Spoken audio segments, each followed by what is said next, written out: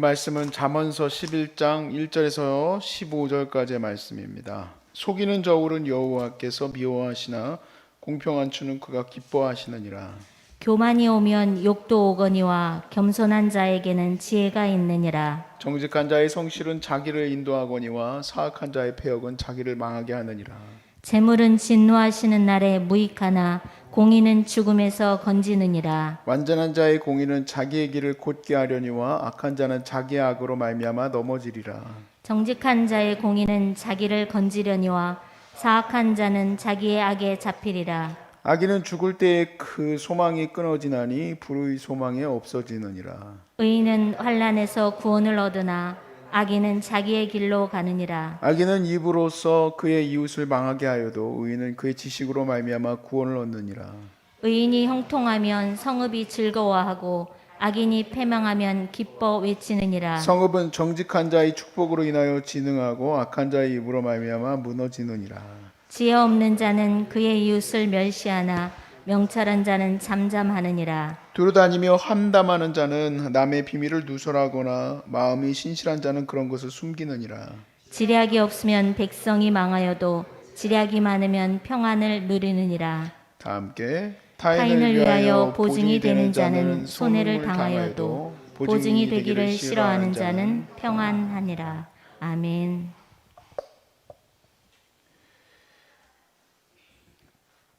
저는 제가 이 땅에 살면서 저희 가족들에게 제가 조금이나마 기쁨이 됐으면 좋겠고, 그리고 교회를 섬긴다면은 목사로서 제가 설교하고 또 말씀을 같이 나누는 이 시간들이 우리 성도들에게 기쁨이 됐으면 좋겠고, 또 혹여라도 더 많은 사람에게 은혜를 베풀어야 된다면 조금 더 은혜가 되는 사람이 됐으면 좋겠다.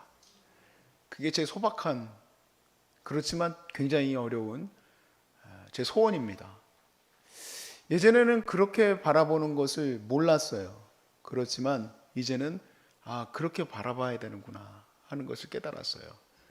사람이 별것도 아니죠. 같이 이렇게 있으면서, 가족들 간에도 같이 있으면서 아빠가 안 왔으면 좋겠다,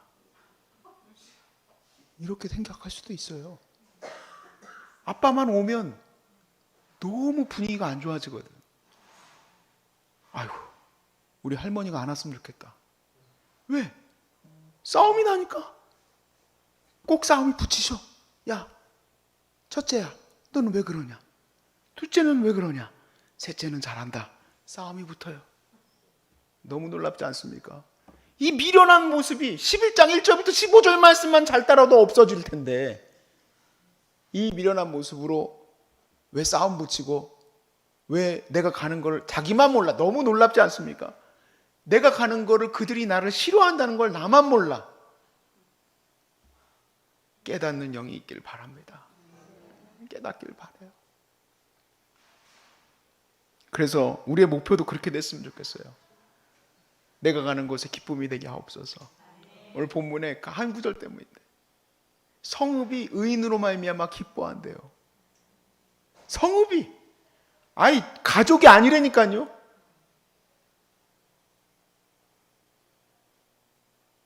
우리 가평이 다 나로 인해서 다 좋아하면 얼마나 좋을까.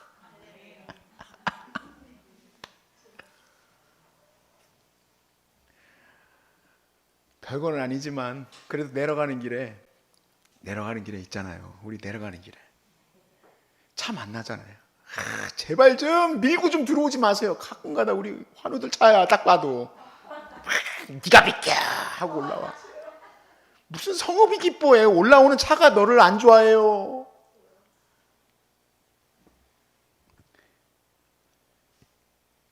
오늘 본문에 이 말씀을 덕목이라고 좀 제가 제목을 잡아봤어요. 의인의 덕목. 의인이라고 하니까 너무 거창하잖아요. 그러니까 성읍? 성읍까지도 아니고 사람들이 나를 통해서 존재로 인해서 기뻐할 수 있는 것에 대한 그 덕목을 같이 나누는데, 덕목의 첫 번째가 뭐냐? 정직이에요. 정직. 1절에 속이는 저울은 여호와께서 미워하시나 공평한 추는 하나님이 기뻐하신다. 사람이 기뻐하는 것, 사람을 기쁘게 하겠다 그런 마음 가질 필요는 없지만 하나님이 기뻐하면 사람도 기뻐합니다. 이건 당연한 거예요. 이렇게 보면은요, 정말 위대하신 분들과 또 사람들이 정말 저분을 존경하고 싶다라고 하는 분들은 핵심 덕목이 무조건 정직이에요. 무조건. 아니 이렇게 해놓고 살짝 뒤에 가가지고 빼먹고, 요즘에 나는요 솔직히 지금 군대 갔다 온 지가 얼마나 됐지? 한 13년 14년 됐나 보다. 예. 요즘 그 사진 찍힌 거 보고 내가 깜짝 놀랐어요. 저희 때만 해도 식사 잘 나왔거든요, 군대. 우리나라 많이 어려워졌나 봐. 그거 왜 그렇게 됐겠습니까? 중간에 누가 빼먹은 거예요. 중간에 어떤 부사관인지 모르겠지만 그거 갖다가 어디다가 빼돌린 거예요. 절대 군대 그렇게 나올 수가 없어요. 납품하는 업체들이 있는데 그거 어디다 갖다 봐. 나 너무 그때 당시에 무슨 뭐래더라? 아무튼 군 납품하는 게 그 설명 다 할 필요는 없고 남아돌아요. 남아돌아. 군 납품하는 게 속이는 저울, 하나님 미워하는 걸 떠나서 사람이 다 싫어하는 일이에요. 속여 먹을 필요가 없어. 근데 이렇게 보니까요, 삶에서 기본적으로 이게 베이스에 깔리면 어느 순간 이게 터져 나오는 것 같아요. 저 사람이 하는 것은 신뢰할 만하다. 이게 핵심이지, 이게. 그렇지 않습니까? 우리 소중한 사람들은 이게 핵심이 되길 바라고, 앞으로 정말 이 부분에 대해서 저는 아주 목숨을 걸 생각이에요. 우리 의료적인 서비스도 마찬가지고 모든 게 다 정직해야 될 줄로 믿습니다. 자, 이게 첫 번째 덕목이에요. 자, 두 번째 덕목은 뭐냐? 겸손입니다. 교만이 오면 욕도 온답니다. 사람을 즐거워하고 기쁘게 하는 것에 첫 번째 덕목, 이건 베이직으로 딱 깔고 가는 거, 정직. 두 번째는 겸손. 교만하면 뭐가 온다? 욕이 온다. 겸손한 자에게는 지혜가 있느니라. 세 번째는 성실. 성실함. 3절에 정직한 자의 성실은, 악한 자의 성실은 안 되겠죠. 나쁜 놈이 아주 성실해. 그럼 큰일 나겠어요. 아주 정말 저 인간은 사람 같지도 않다 그러는데 왜 이렇게 부지런해? 근데 그 사람은 또 그렇게 그냥 새벽부터 일어나가지고 일하고 있어. 그게 아니라 정직하의 성실은 자기를 인도하거니와 사악한 자의 패역은 자기를 망하게 하느니라. 자, 그래서 저는요, 이 자본 말씀이 각각 다른 구절이지만 이렇게 엮어봤습니다. 그래서 의인의 덕목, 또 성읍이 기뻐할 만한 사람의 덕목. 첫 번째 정직함, 두 번째는 겸손함, 세 번째는 성실함. 여기다 어디다 써놔야 될 것 같아. 정직, 성실, 뭐 그런 거 있지 않습니까? 근데 이게요, 별것 아닌 것 같지만 굉장히 중요한 덕목인 것을 저는 확신합니다. 자, 그 다음에는 지금 이제 개인적인 덕목을 말씀을 드렸다면, 이 말씀에서 사회적인 덕목, 바로 사회를 향한, 내 개인적 성장에 대한 것을 넘어서서 사회를 향한 우리의 덕목이 있다면 공의예요, 공의. 그러니까 어떤 면에서 보면 내가 누릴 수 있을 만한 그런 덕목조차도 다 무너뜨리고, 감히 내가 내 삶의 모든 것들을 내려놓고라도 욕먹을지라도 붙들어야 된다면 그것이 바로 공의죠. 모든 사람을 위한 옳음, 조금 다른 부분이죠.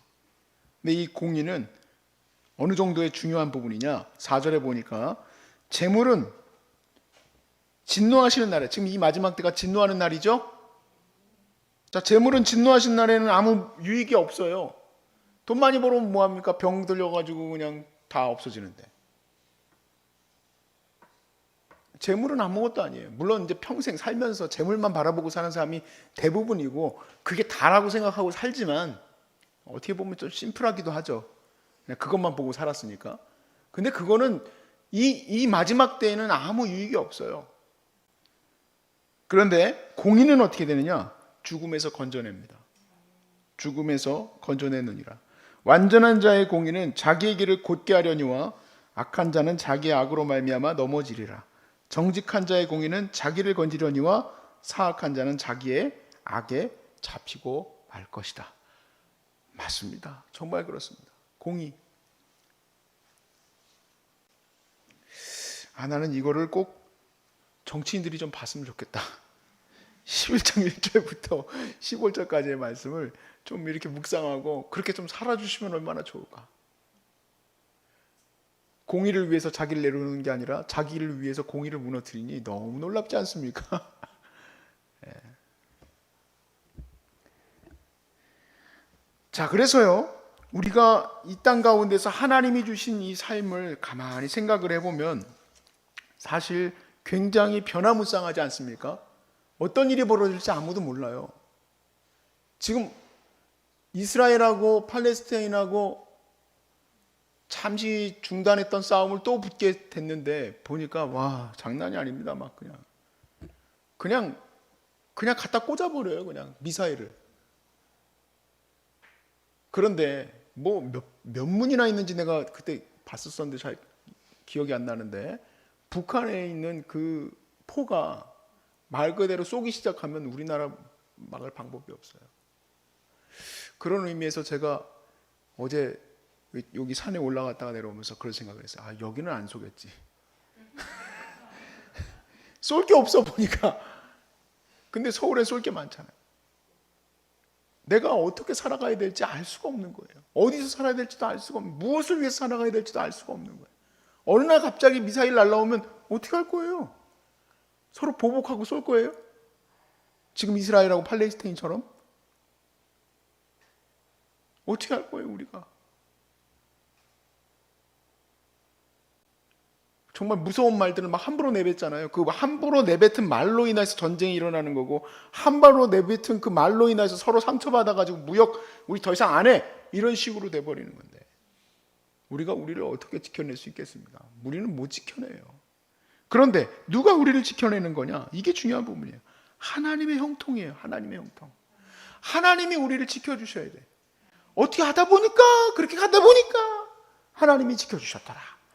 이게 바로 앞에 있는 내용의 것들이 잘 세워짐으로써 하나님의 도우심이 있는 거예요. 7절 말씀을 보세요. 악인은 죽을 때 그 소망이 끊어지나니 불의 소망이 없어집니다. 악인은 그냥 없어지는 거예요. 그렇게 하고 그 꿈이 사라져요. 8절에 그러나 의인은 어떻게 될까요? 환난에서 아멘 아멘. 하나님은 우리를 환난에서 구원해 주실 겁니다. 악인은 자기 길로 가지만, 악인은 입으로 그의 이웃을 망하게 하지만 의인은 그 지식으로 말미암아 구원을 얻으리라. 구원을 얻으리라. 10절에서 11절 말씀에 의인이 형통하면 누가 기뻐해요? 성읍이 즐거워하고. 이게 제가 오늘 붙들었던 핵심이에요. 제가 많은 사람들에게 기쁨이 됐으면 좋겠다. 어떻게 해야지 기쁨이 될까? 막 아양을 떨겠다, 그 얘기가 아니라, 아양을 떨고 사람들을 즐겁게 해주려고 어떻게든 속이고 그렇게 하는 게 아니라 정직하고 하나님 앞에 겸손하고 그리고 성실하게 하나님 앞에 서 있으면 그거로 족한 거예요. 그거로 족한 거예요.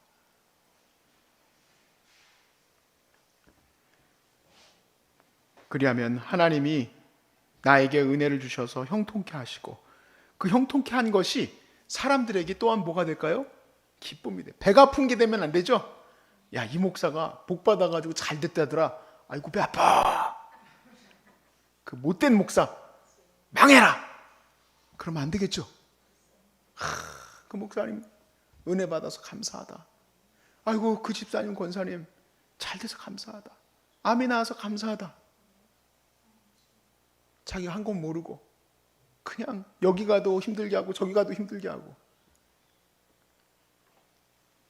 자, 그래서 12절 말씀 마지막 보겠습니다. 지혜 없는 자는 그 이웃을 어떻게 할까요? 야, 좀 다른 얘기 같지만요, 사실은 연결되어 있다고 저는 생각해요.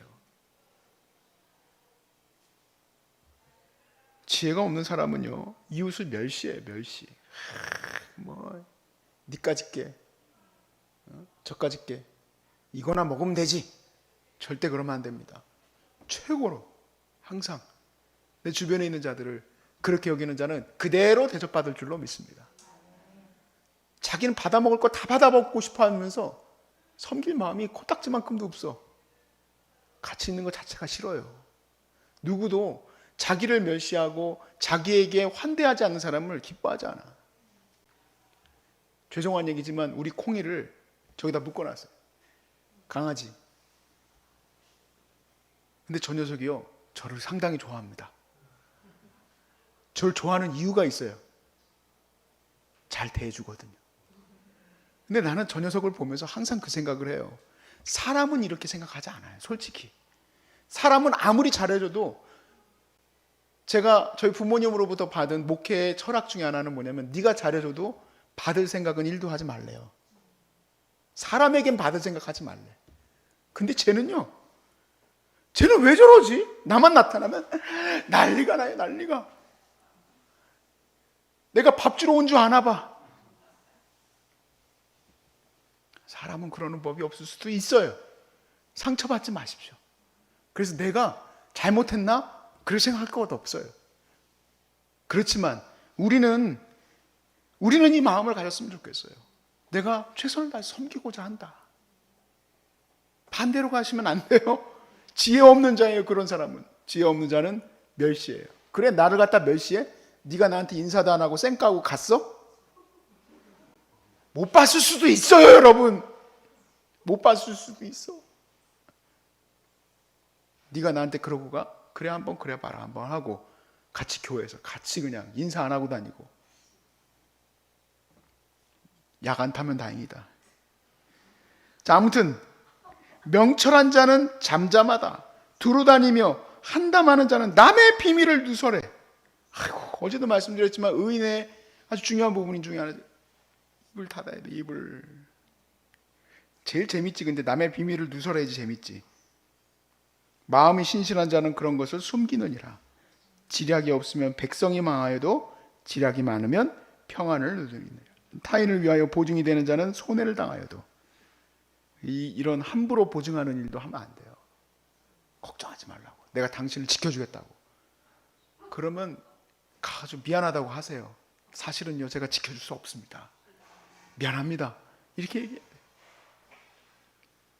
보증이 되기를 싫어하는 사람은 어떻게 한대요? 평안하대요. 야, 참 잠언 말씀은 어떻게 이렇게 지혜로운 말씀들이 가득한지 몰라요. 인생을 복되게 하는 길이 대학교에서 A 학점 받아가지고 서울대학교 나와가지고 사는 게, 그게 평안의 길이 아니라 정직한 자, 겸손한 자, 성실한 자, 그를 하나님이 기뻐하고 사람이 기뻐할 수밖에 없다. 근데 그걸 뛰어넘어서 공의를 바라보고 자기를 내려놓을 수 있다면 죽음 가운데 건져줄 것이다. 죽음 가운데. 그리고 형통함은 하나님으로부터 오는 것이고, 그 형통함을 사람들이 기뻐할 수 있도록 해야 되지 않겠습니까? 그죠? 우리 모두가 그러한 성도가 되시길 바라고, 저도 좀 그런 목사가 되길 바랍니다. 제가 하는 이런 모든 시간들이 사람들이 볼 때 손가락질하는 시간이 아니라 사람들이 볼 때 기뻐하는 시간이 됐으면 좋겠고, 그래서 오늘 하루도 하나님 앞에 나 자신을 드리면서 아무것도 아닌 나를 부인하며 하나님 앞에 나를 내어드리기를 저도 바라고, 여러분도 그렇게 되시길 주의 이름으로 축복합니다.